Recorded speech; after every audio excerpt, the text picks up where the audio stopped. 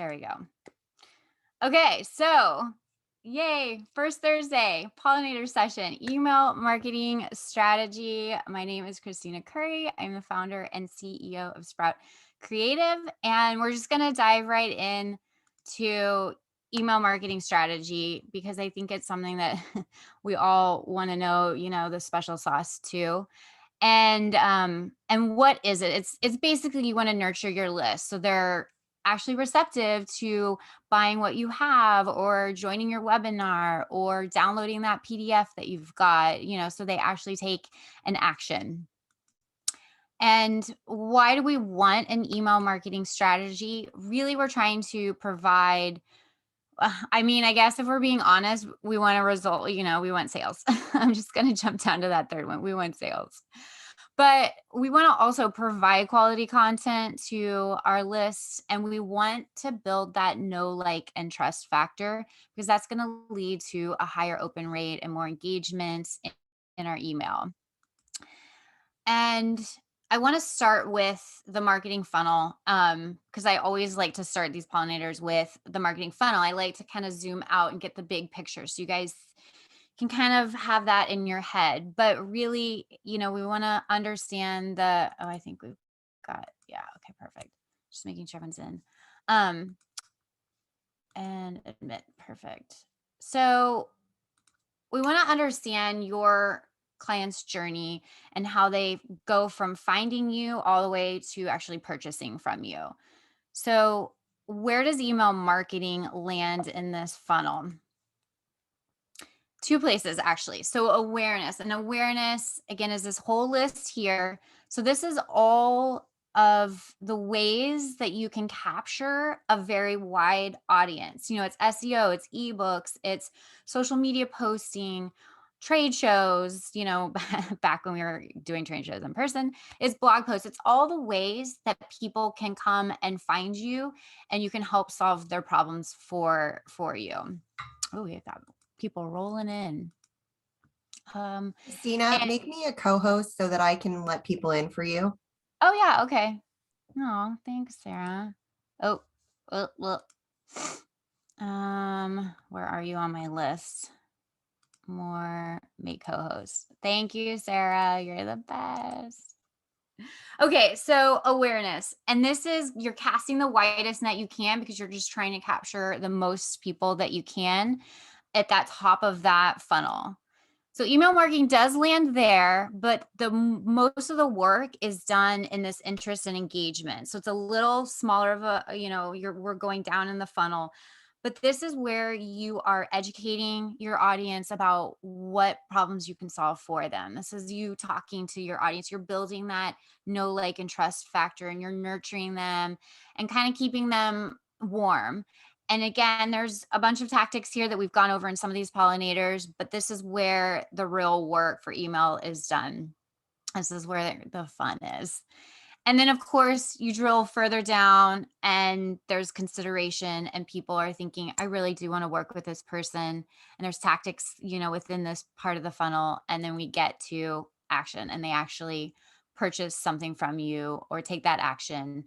And then we have sales, which is great. Okay, so the reason I like to show the whole marketing funnel is because it all really has to work together. You can't just do social media and expect, maybe some people can, and expect sales. You've got to do it all. It all has to work. You've got to do all the work so you can funnel them through and make that money. So today we're just focusing on email marketing strategies and even more drilled down because there are a dozen strategies. There is welcome sequencing, there is birthday strategies. By the way, birthday emails, I think the latest statistic I read is open rate or response rate of over 100. Like, people love getting birthday emails. So if you can capture their birthdays, it's really great if you're like a product-based company because you can offer discounts for their birthday and things like that. So it feels really good. People just, they like their birthdays. It's a special day for them, or even birthday months, actually. So, but today's focus, I wanted to be a little a little easier application of a problem solution idea, because I think this problem solution focus and strategy can actually be repurposed outside of email. And I know like some of our pollinator, one of the last pollinator actually, I think, or two pollinators ago, we talked about repurposing content. So you don't have to come up with something creative every time you go to write that email or write that blog or write that social media post. And it's so important to repurpose content because it saves you time and energy, and it also gets the same message across multiple times, so people actually start to make a move and buy that thing from you.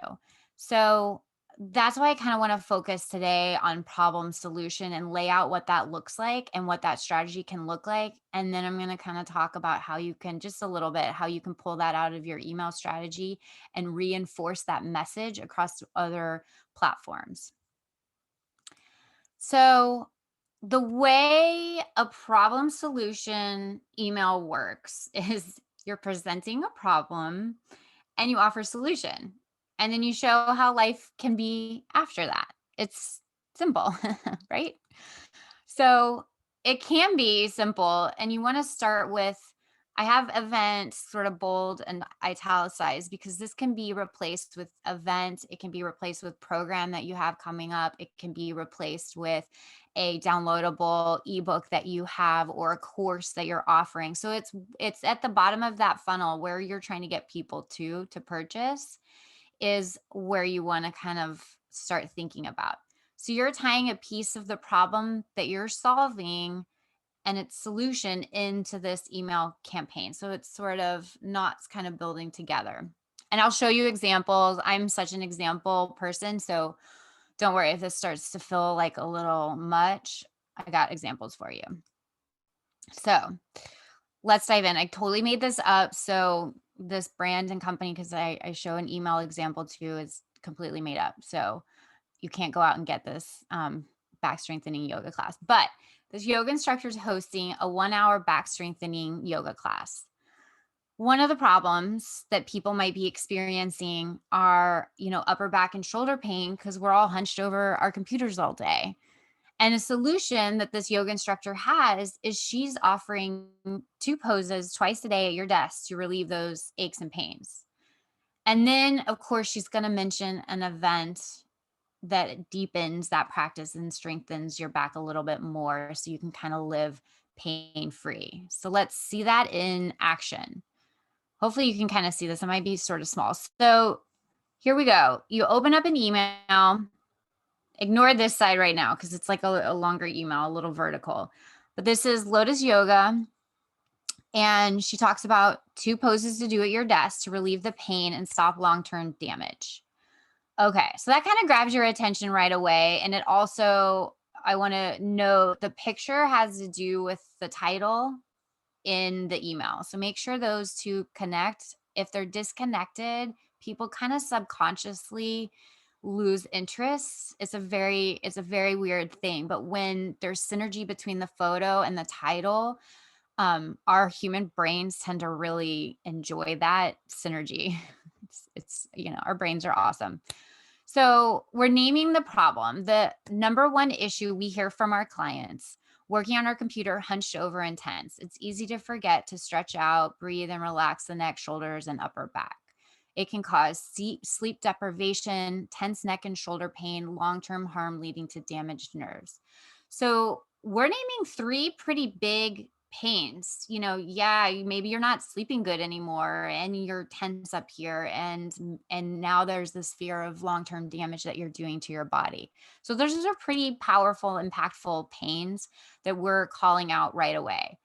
And then we're offering up a solution. So we're saying click below for 3-minute video on stretches you can do in between calls and emails to help you get to feeling more loose, less stressed, and feeling pain-free. So that's the solution. This is your give. This is what you're giving to them. This is just a quick 3-minute video. And then you're delivering a passive event reminder. Don't forget to register for our back strengthening yoga event. And a little sense of urgency is we've got limited spots to register today. I totally spelled register wrong. But do you see how it kind of pulls them in and they're like, "Ugh, I do have sleep deprivation. I am having a hard time sleeping." And then you're building that know, like, and trust because now you're offering a free solution, but then a little more deeper solution. So this kind of email where it's this passive reminder is something you want to offer a couple weeks out from your deliverable, your event or your launch of your program or your course. You want to start to kind of nurture them. And then as you get closer to that date, you want to start building a sense of urgency. You've built up the trust. Maybe you've had a few of those emails instead of that 3-minute video. Now you're offering a PDF of how to pose properly or how to sit at your desk properly. Maybe you're saying, "Hey, I'm going on Facebook Live," and invite them to view that. And you're still passively selling your event. So it's not in their face, but now we want to start to like get in their face about it. So I'm going to show another example. Again, I completely made all this up. Don't take the content to heart. But 4 tips to money making copywriting. So the problem is they don't know what to say when they're posting on social media. That's a problem. I think we all have that problem sometimes. And then here are 3 words you should never use when you're writing copy. So here's the email layout, copywriting guy. Last event sold out. So we're using a power word here. And a power word is those strong call to action words. It's that the FOMO, fear of missing out. Act now, we're not doing this event again. This is the last time we're doing it, or the deadline, or the instant hurry rush, all those power words. And we want to have that info right there where that they can still grab their seat and register right away. And then you see we've flipped it a little. Now we're going into the pain, the naming the problem and the solution. So we've pulled that event up, but we're still nurturing them. So, not sure how to write good social media copy? Try these steps. We've named the problem. It's a little less intense because we've built up that intensity with our other emails. And then we go into naming the solution. Avoid these 3 words. Very super, really. These are filler words that clutter up your copy. Break up ideas with bullet points. Varying your sentences size can keep the readers engaged. Register here.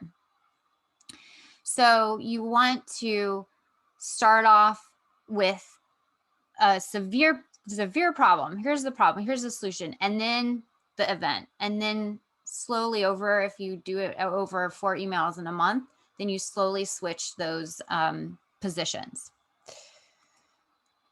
So the way you're going to repurpose this, which I know this is an email presentation, but I think just repurposing is so invaluable. Within your emails, if you've offered up those 3 panes, you can now break apart those 3 panes into 3 different social media posts with a couple different solutions under that.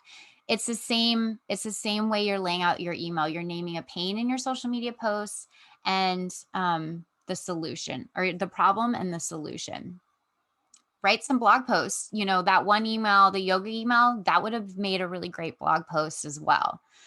And then you can create that video content and you can go on and talk about, what kind of struggles are having and ask them, are you experiencing, insomnia and sleep problems, and you wake up the next day and you're not feeling well rested? Well, I've got this quick 3-minute video.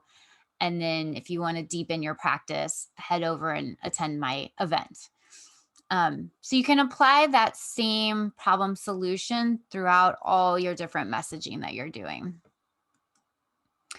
So the next steps that I want you guys to do is and get a piece of paper out, because we're working on this and we're going to work through it and talk through how we can lay out, maybe depending on how often you send emails and how often you have the capacity to send emails.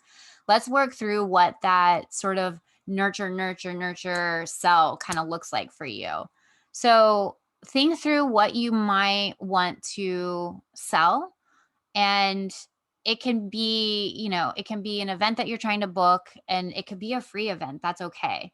It could be a downloadable PDF. It can be a course that you've got going on, whatever it might be. And write down 4 problems. And you don't want to just write down the problems. You want to really drill down what, if that problem, if they're having back problems, what more problems are they having? And by drilling down and saying, well, they can't sleep good. Well, that means they can't work good the next day. And that means maybe, their brain is foggy. They're not as present with their children as they could be. I mean, really get into that problem. And then offer up 4 solutions that you've got that you can pair, and provide to them, 4 freebies. And it can be just, here's 2 tips to solve that. And that can be a freebie in your email. It doesn't always have to be a video or a downloadable. And then start to lay out how that email campaign's gonna look and gonna go. And you can shrink it up. It doesn't have to be 4 emails. You can do, 3, you can do 2. The important thing is having that problem solution, uh, uh, I guess, ratio or layout. And I'm gonna stop sharing because I want to mention, let me pop out of here. Here's my info in case you need it. But I wanted to pause on that. I'll come back to it, but I want to talk about this new kind of group program that I've got going on because these pollinators are just going so well. There's been, if you've attended them before, there's been some amazing brainstorming and community support within them, and it just fills me with so much joy and it makes me so happy. And I feel like just once a month isn't enough FaceTime with everyone, and we aren't getting enough done. So I am launching a group program, and I'm launching at the end of the month. So if you're interested, shoot me an email and let me know. And I'll get you the info as quickly as I can. I'm working through it, but it's going to be called Grow Big: Marketing with a Heart, Soul, and Profit. And it's a 6-month kind of group program for heart-centered entrepreneurs, which I think all of you guys are. And I'm so excited because the group setting, it's the power of numbers. Every pollinator, we've had some amazing ideas for each other and walked away with some really awesome to-dos. And so I want to dive even deeper and help the group setting even more to progress with their marketing. And it's, not just email, it's social media, and how can we save time and how can we make things automated. So I'm just really pumped about it. Let me know if you're interested. And now I'm going to turn the tables on to you guys. If you can't speak, that's fine, but I want to hear from you about what it is that you want to sell. And if you've kind of need to brainstorm a little bit on what problems they might be having, it's really great to use a group setting because we can really focus in on those problems in a deeper sense. It can be blocking sometimes if you're thinking of the problems for yourself and what your clients might be experiencing, and an outside view really can drill down into that. So feel free to come off mute. I always love getting feedback from people on what I do. Yes, tell us. So I create experiences around classic Hollywood. They are virtual events right now that are about different topics or like exciting people that are just huge fans of old Hollywood want to know more about. And then I've done in-person tours. So I'm putting together a membership and adding like some conversation events. But it's not really solving a problem per se. So I'm just curious if, what people think about if you have something that's maybe your hobby or you really like to follow, what that would solve for you.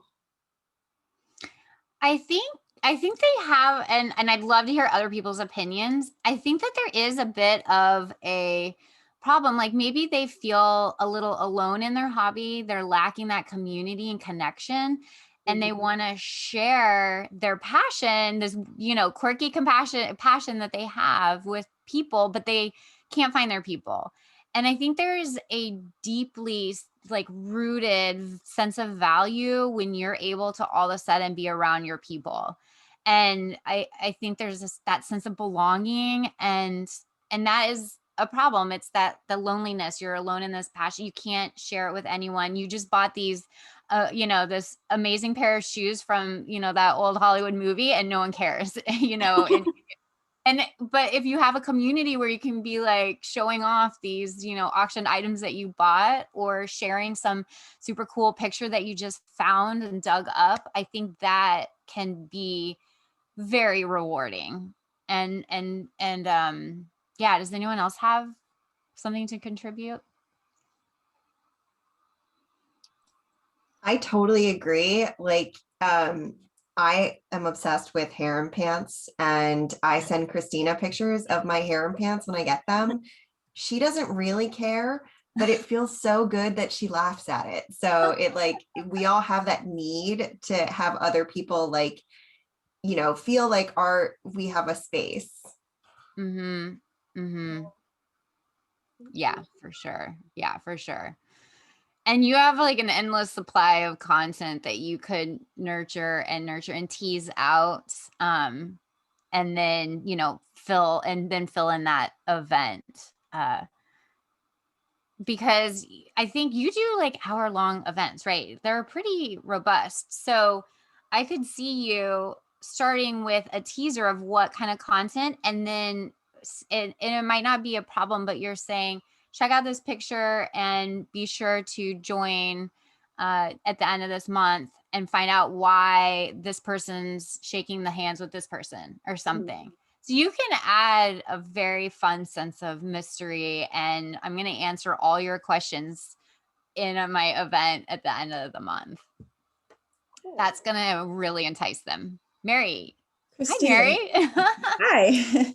One of the things I'm thinking about as I'm going through this is, not only stating the problem, but some kind of a story. When I hear Hollywood, all I think is stories, right? So what I'm kind of thinking, not just the problem, but to evoke emotion through some kind of a storyline in your, is that something that you encourage? Oh, for sure. Stories, and even leaving them with a cliffhanger that they have to join the event to find out would be gut wrenching, You're like, oh, I can't make the event. You could like start off with maybe a little bit of what story you're going to talk about in the event and say, find out more, you have to attend. And that's a really great repurposing content too, for you to throw out on social media as well. So any bits of your email that you're doing, you can throw those cliffhangers out there on social media. You can come on video, because you're really, you've got a very impactful image. So I think video could be so powerful for you on social media. Oh, that's really interesting take on it. Thank you, Mary. Kristina, in the sequence of the email, where would you put the story? You could build on the story and say, tune in next week and I'll deliver a little bit more, or I'll share a picture that has to do with this story that I'm talking about. You can kind of arch it in, let's say you start 2 weeks out from, or 3 weeks out from your event. You can kind of arch the story, do the little middle bit, and then be like, oh, and if you join my event next week, I'll tell you if they ended up together or whatever. If they ended up kissing, whatever, the end of the story. So yeah, I could see it kind of arching over a couple. You could also do mini teasers of a few different stories in each email sequencing too. I love that for you. It's like the Netflix thing, they always end on a cliffhanger. So you want to watch the next episode and then you end up binging.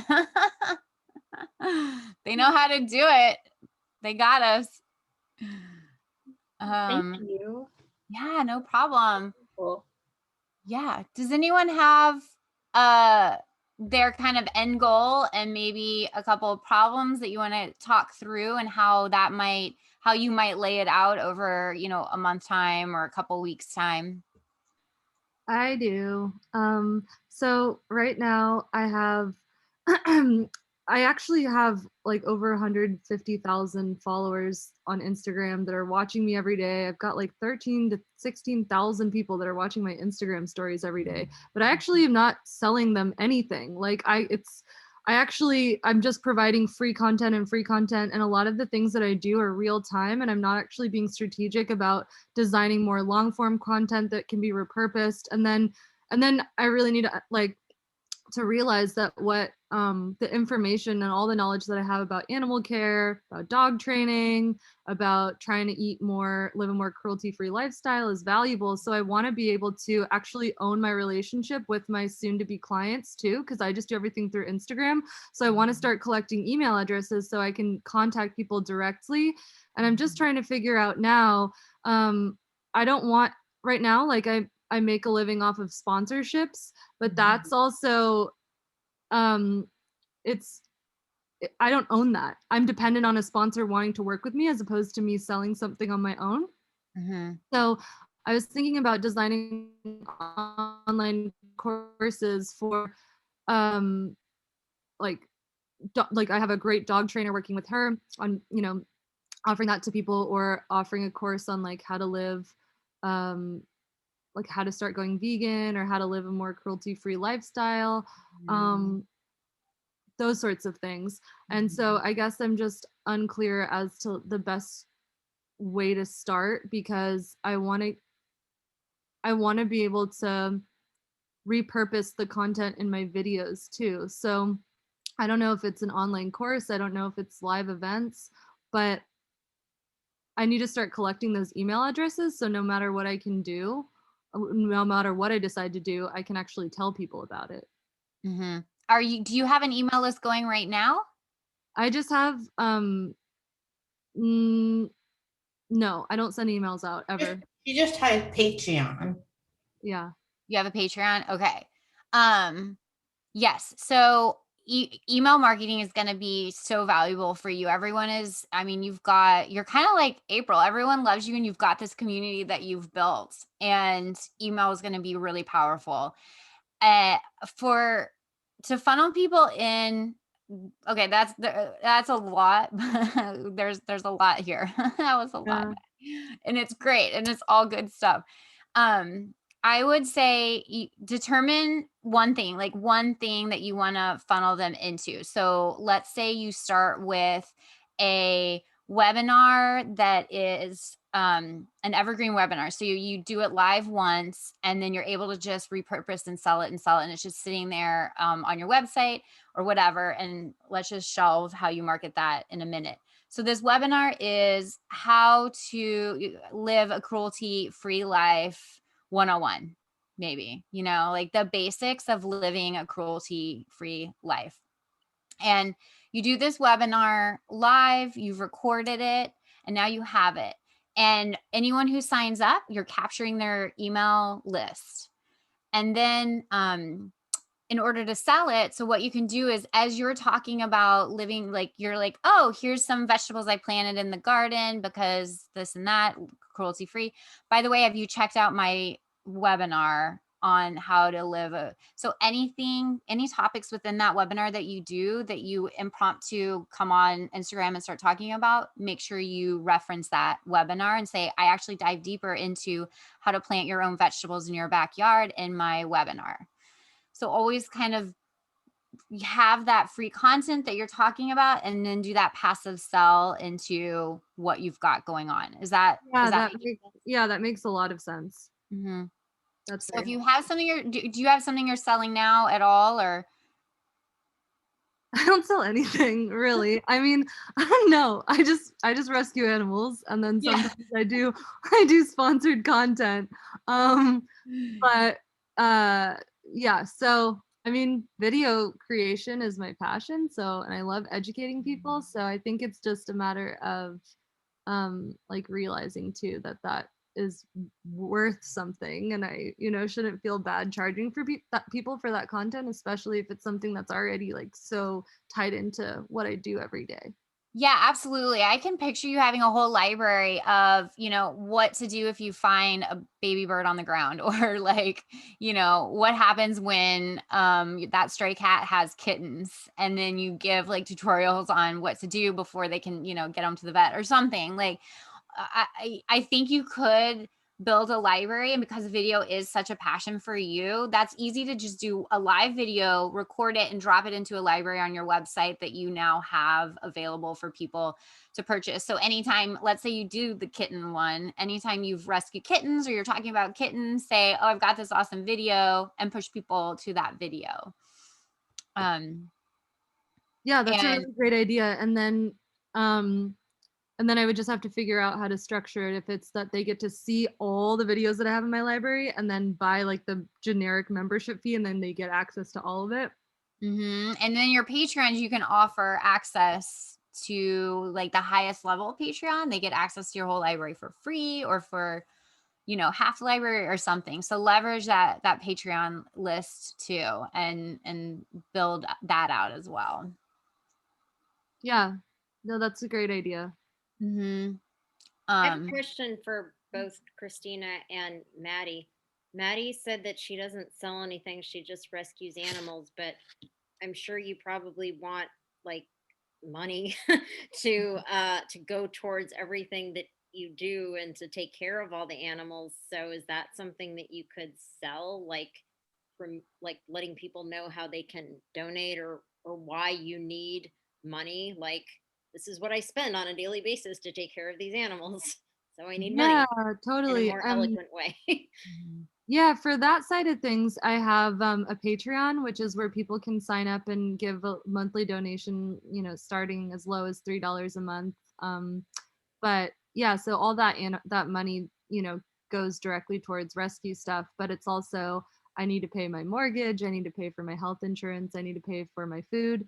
So right now, the only way I really make money is through brand sponsorships, where I post about a brand that I like on my page. And so the issue I'm having now is like, I don't like being totally reliant upon a brand. I want to be able to offer something of my own to my audience. Do you do merch at all? Yeah, I was like, Maddie, you just made merch. Oh, yeah, but it doesn't exist yet. I mean, it exists, but we haven't launched our store yet. Okay. That'll be a really great funnel. I mean, obviously, the obvious, you're wearing your merch, you're talking about it, maybe the pig's wearing it. I mean, I'm sure you can create a bunch of fun, creative ideas. And she's wearing our Laughing with Ginger's hat merch. So yeah, I think merch will be a really valuable tool for you to just have that passive income coming through. And then video resources, because it's obvious your audience likes to watch video. Yeah. And I would actually ask you to maybe interview some of your ideal audiences and ask them what kind of resources do you want to see from me, and pick their brain, because they might have an idea for you that you didn't think about. Yeah, that's a great point. I can just do a survey on Instagram.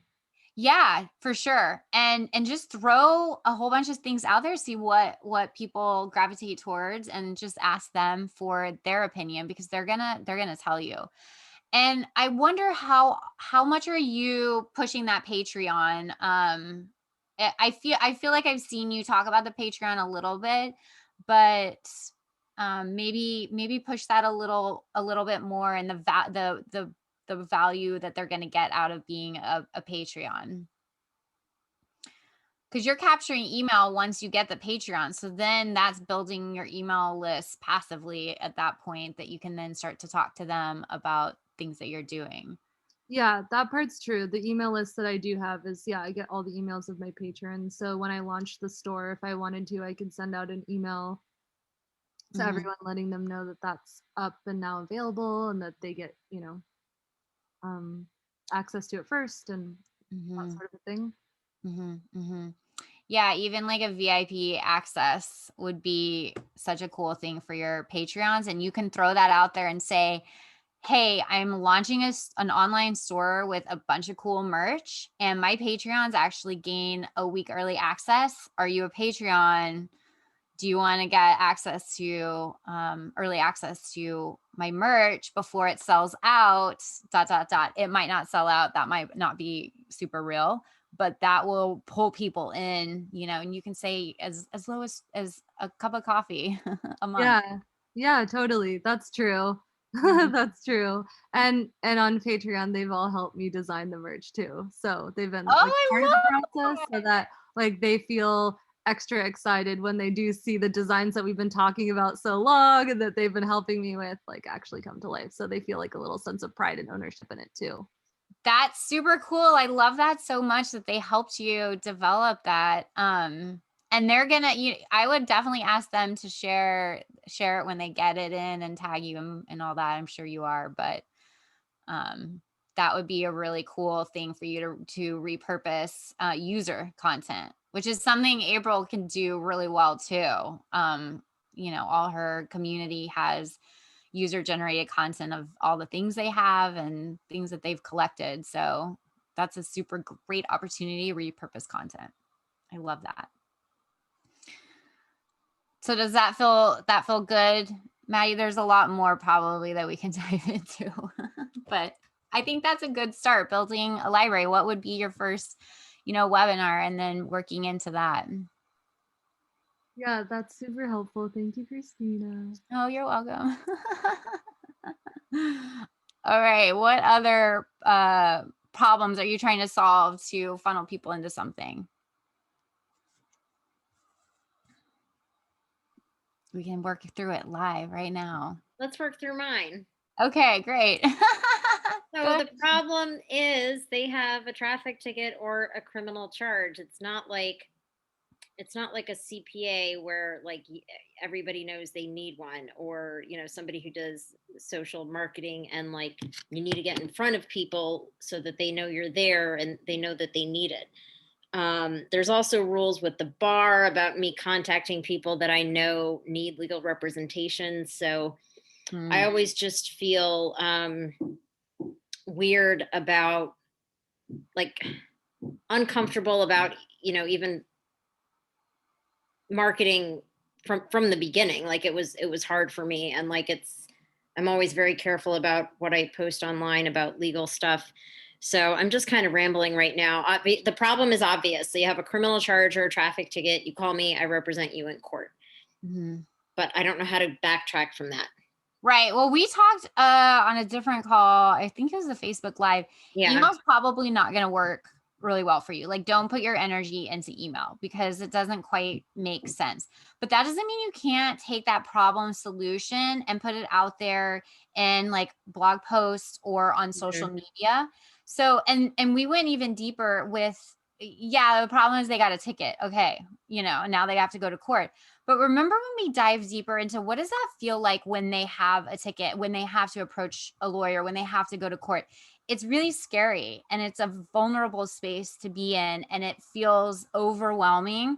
And that's the problem there. Did you get a ticket and now you're feeling overwhelmed and not sure what steps to take? What is your next move? Are you kind of paralyzed with how is this going to affect my future? So dive into the feelings that they're feeling when what is happening to them is happening. And then the solution is, I've got you. I have represented over, 1,000 people, whatever.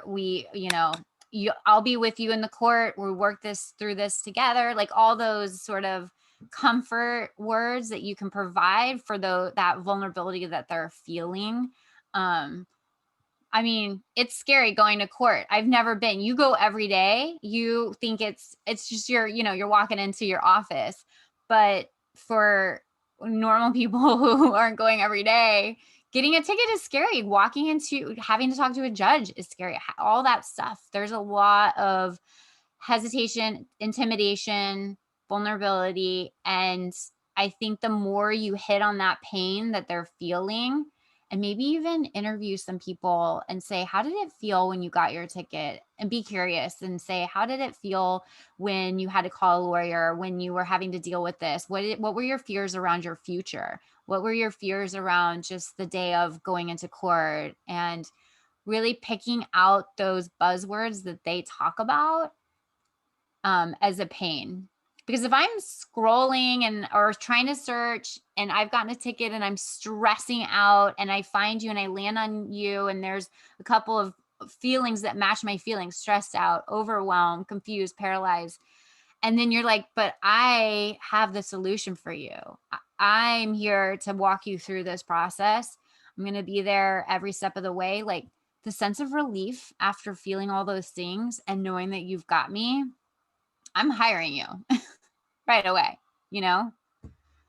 So, I mean, just because I say that in copy, like, or is that actually going to have an effect on people?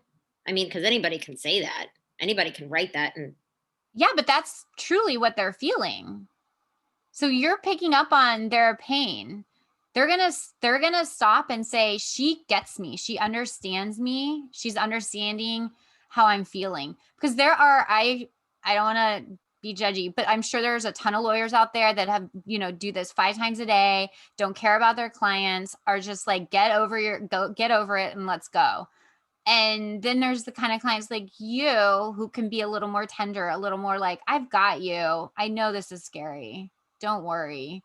And I mean, maybe it's because, I'm me and I like a little more like, tenderness around like a scary situation. But I think that's a good, a good way to be around that kind of stuff. And yeah, if they are scrolling through and they see that you're recognizing their feelings, they're in already right away. Okay. They're bought in. And actually the same thing with you, Mary. There is so much pain around like the financial situations that they can have and the scariness of their future and what might or might not happen, maybe what they don't know about how to plan or how to protect themselves, all that stuff. It can be really scary and vulnerable, and they might not even know that they're experiencing that pain. So as soon as you start naming it and calling it out, they're going to be like, oh God, I don't know what I'm going to do. And that's how you can kind of pull them in a bit. Yeah, good idea. Mm-hmm. I know the pain points are really important in my presentation. Yeah, it's good. Yeah, it's really good. And just repeating those pain points, because it's the rule of 7, I've said it before, but someone needs to see something 7 times before they actually make a move. It's that old marketing rule of 7. And nowadays they're like, it's a rule of 9 or it's a rule of 5, but 7 just seems like a really good number for if they see that they need life insurance and here's the pain if they don't, and here's another pain if they don't, and here's another pain. Like it's building for them and they keep seeing your emails talking about the pain that they're experiencing. And then all of a sudden you have a webinar about life insurance. It's like, okay, maybe I should learn a little bit more because I do feel all these things. And now you funneled them into a webinar that you can then, sell them into insurance. Yeah, that was good. Thank you, Jean. Yeah, no problem.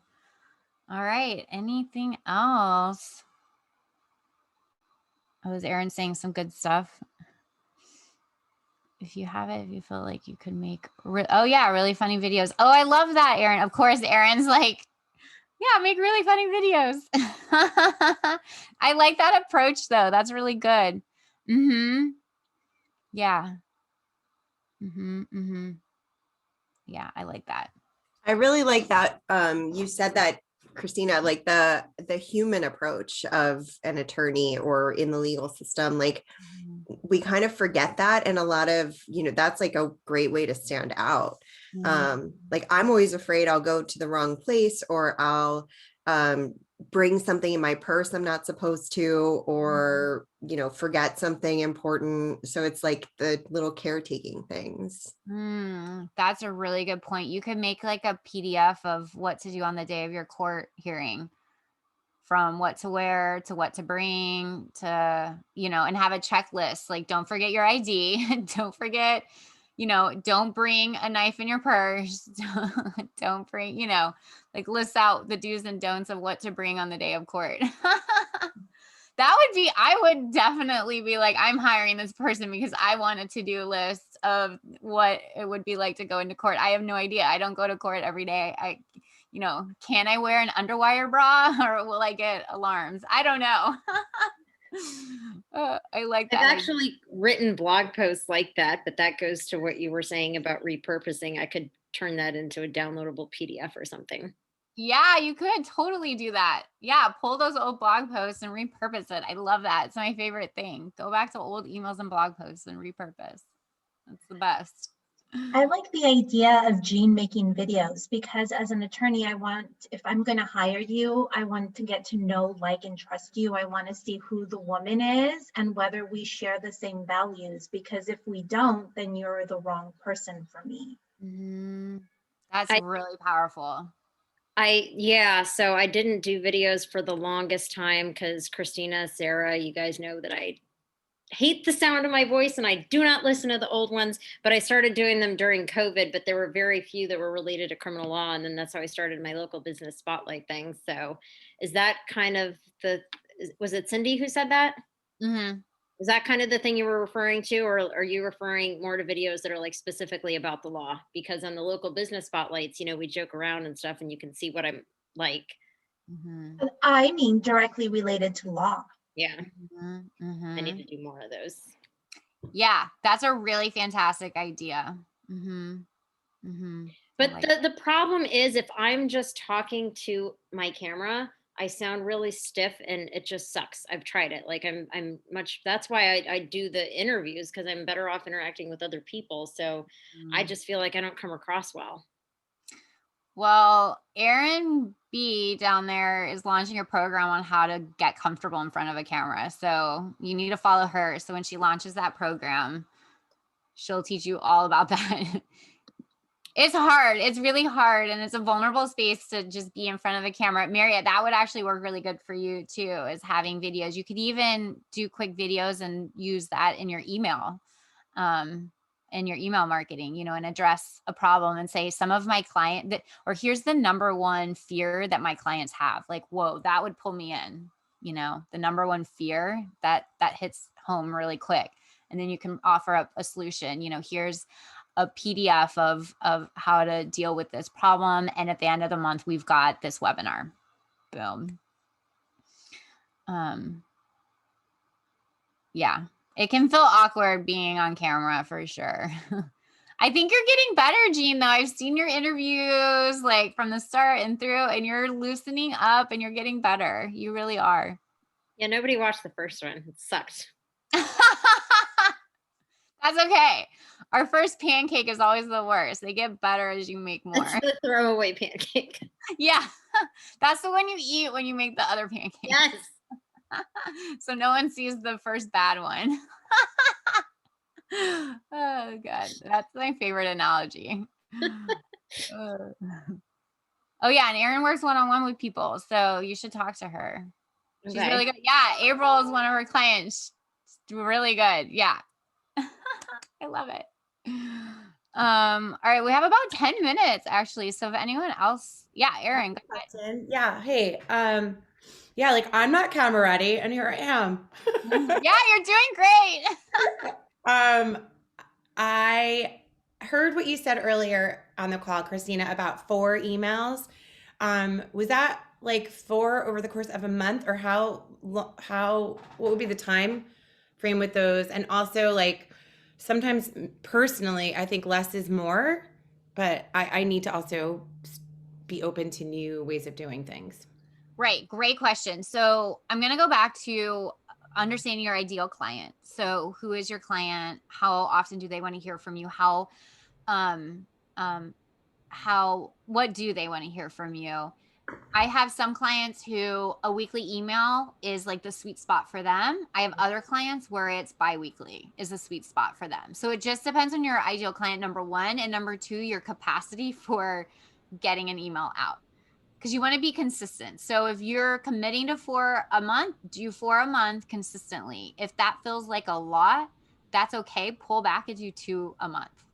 And you can, if you've got, if you're doing 2 a month and you're just nurturing and you're providing some good content or PDF download here and there, and you're kind of trucking along with 2, and let's say you're coming up to an event that you've got, or you're launching your online, how to be confident in front of a camera course. Mm-hmm. You can increase that a little and come up with, maybe the month before it's launched, have an email a week and just say, hey guys, I'm launching this course. You're going to hear from me a little bit more, but I'm also going to give you tips that are coming out of the course and you'll be able to implement these right away. Love that. The other thing is I feel like I have 2 different audiences. Like one is events and survey says and MC work. And then the other is this coaching area that's expanding. So there is some crossover. Okay. But they're pretty much 2 separate. It's just more like if they've done survey says, then maybe they'll also bring me in to talk to their people about confidence. So should I have 2 separate email things going a month? Like then I get into overwhelm. Right. So segmenting is important, but again, it comes down to what you have the capacity for. So I would say have the segments, but create one email. So let's say you've got an event coming up or you're launching your course. Mm-hmm. So the people that have already said that they're interested in being more confident in front of a camera, they're more likely to want to hear that message than maybe survey says, but there might be some in survey says. So you can start with one sort of blanket email and say, talk about the problems that they might be facing. We're all on Zoom. We're all, having to do these video calls. So here's a couple of tips that I'm giving you on how to present yourself a little bit better. And then that passive, by the way, I'm launching this course that helps you build. This is available for groups, corporate groups, or on an individual basis. And then maybe break apart and have one email that's specifically for that segment that said that they were interested. And now you're selling a little harder. You're naming the pains a little deeper and you're selling a little harder with a little more power words. And you just passively let that group know, the survey says group know, maybe one more email to them and then you're done. Because they're way less interested, but still there might be a little interest. So if you're naming their pains, the ones that are interested are going to latch to that right away and read more. But I would break apart and focus on that other list. Okay. Thank you. Yeah. It's important to talk to your audience. That's why segmenting or breaking them apart is really important. I had a client who she does family yoga. She's a family yoga studio, so for kids and teens. And we had to segment and break apart the people that actually had kids versus the ones that didn't. Because if I don't have kids, I don't want to hear about a family package of yoga classes I can buy because it doesn't matter to me and I'm going to unsubscribe. So we had to kind of do, okay, here's the people that are interested in the family events, like the bunny yoga, which is so adorable, by the way. And the family like packages and summer school for, yoga, all that stuff. And then the ones that are just, here's our meditation classes that we have and our, adult classes and things like that. Because you'll lose people more if you're way too broad in your email.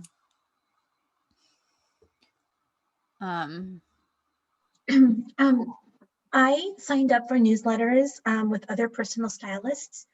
That's a really good idea. When I first started my business, and I noticed that a couple of them, when they started to sell their programs, the amount of emails I received from them just got more and more intense the closer to the date. Mm-hmm. And I would say that last week, and especially those 3 days before, I was receiving multiple emails a day from them. Mm-hmm. And for me, that was too much. But is that typical? Is that something that sells your program? It is a little typical, but also if you're you're not their ideal client, right? You're another stylist. So it does feel overwhelming because they're talking to you know, they're not really naming their pains or giving you information that you don't already know. So there's a level up of annoyance just because it's not really content you care about or need. But and it also depends on the audience too. I would say multiple a day is kind of a lot unless you've already registered into like an event. Then it's kind of expected, and you kind of know, okay, I'm going to get a 2-day reminder, 1 day, you know, 1 hour, 30 minutes or whatever. It's a bit much, I think, my personal opinion, building up to an event of people that haven't really registered for it. I have seen it, and if the audience is right and you're naming their pains, it can actually be beneficial. Maybe not, you know, multiples a day, but building up to that event and making sure that they register and get in it. If you're doing that high frequency of emails, naming the problem is so important because you want to keep them reading and you want to keep naming a new problem that they're feeling. So that repeat of, okay, I did feel that today. And then the new email, okay, well, I'm feeling that as well. And hitting them hard like that is going to probably make them register a little bit more. The ones that don't care, they're going to unsubscribe. And that's okay. They're not, then they don't care and they're not your ideal client, you know? Yeah. But it's kind of a good idea to see what competition is out there, but have it with the lens that, okay, they're talking to their ideal client, not to me. So you can, you know, view That's it. good feedback because I was not looking at it like that. I was like, oh, this is just too much. Yeah, I know. I follow this guy, Business Made Simple, and he does that. He hits you a lot with a lot of emails, but he always provides really good quality content. So I never want to unsubscribe because he offers such good, juicy stuff mixed in with his promos. So it works. And but he goes out there, he names the problem, and then he gives you a quick like 3-minute video on the solution. And he was doing that every day during COVID. And I opened a lot of them. Not every one of them, but I opened a lot of them because I just knew he was offering good quality stuff and something I'd be interested in. Yes, Donald Miller. I love him too. He's really, he writes really well. And he's always offering up so much good stuff. And yeah. He does a email marketing program or strategy where it's like, nurture, sell, which you can do too. And it is sort of a problem solution, but he offers up a few, but one of them is you nurture them with something free, and then you sell them. And then you do repeat again, free, sell. There's all sorts of stuff. And in my group program, we'll go through all the different kinds that we can cover. There's so many. Yeah, I'm having a hard time with my welcome sequence. I have a ton of new people who registered for my email list, and I'm struggling with that welcome sequence. Well, I would say just get one welcome email out. If it's feeling like overwhelmed and you're stressed out, just have one welcome email. Like, I'm so happy you're here. Here's your free downloadable. If that's what, you know, they click to see it. And then they're in your list. And if you're nurturing your list, they're getting that email. And then you can, once you've got that system in place, then start thinking through, okay, how can I pull them through a little bit more to sell them in the welcome email? But as long as you got one that they're getting, like you're doing good. Like, it can be overwhelming, and email strategy takes so much time and thinking through and funneling people through. And it's, you know, it can be a lot. So if you're getting a few nurture emails out there a month and you've got your welcome email, you're on the right track. If you aren't doing any nurture emails, start with one. Just start with one, you guys. One nurture a month and get it out there. But and then repurpose that. You know, if you've written a nurture, repurpose that and throw some of the content from that email into social media. And yeah, so you're not redoing the wheel every time. All right, well, that's time, but gosh, this was like such a good conversation, you guys. I appreciate everyone sticking around that was able to. And I'll let y'all know about the group program. It's going to be launching super soon. And I can't wait. It'll be training paired with this Q&A kind of brainstorming. My current clients actually are grandfathered in, by the way, April, into the group programs. And group accountability is really fun too, because it can help you guys stay accountable and stay on top of what needs to be done. There's a lot to marketing, and you can't just keep reaping and getting back stuff. You've got to start planting those seeds and nurturing, and you know, and then you can start to harvest. So it all takes time. But anyway, if you have any random questions, let me know. But yes, thank you for joining me. Bye, you guys. Thank you. Thanks. Bye. Hi, Kristina. Thank you. It was fantastic. Yeah, Oh, thanks so much. Thank you. All right. Have a good one, y'all.